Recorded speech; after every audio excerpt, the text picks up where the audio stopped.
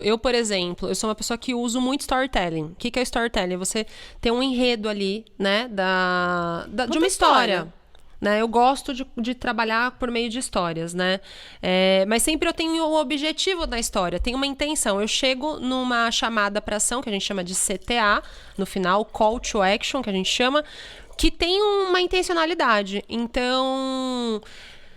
Importante, né? Quando a gente vai pensar em texto. Primeira frase é a frase que aparece quando a pessoa vê sua foto, que a gente chama de headline, né? Que é a linha inicial é o que chama atenção. Importante. Uma pergunta, uma palavra, algo que gere curiosidade, algo que desperte desejo ou curiosidade ou novidade, uma coisa que seja nova, para a pessoa realmente parar e olhar. Então, essa combinação imagem, vídeo, mais uma headline é o que vai chamar atenção quando a pessoa está ali rolando, né, o texto.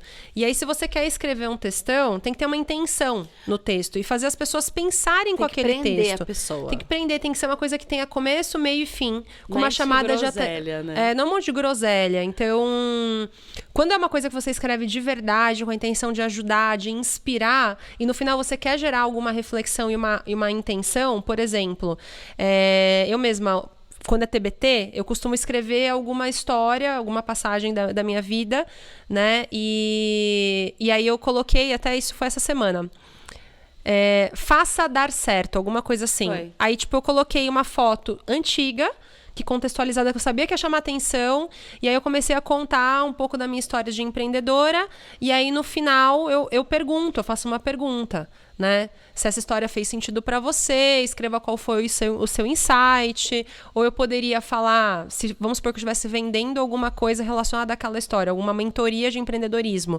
Eu poderia escrever se essa história faz sentido para você e você gostaria de ter um impulsionamento na sua jornada de empreendedor, de empreendedora, estão abertas. Então, é sobre isso, né? De ter a intenção do que você quer fazer na headline, no corpo do texto, para ele ser longo ou curto, e o que você quer, qual é a ação que você quer que a pessoa tome no final.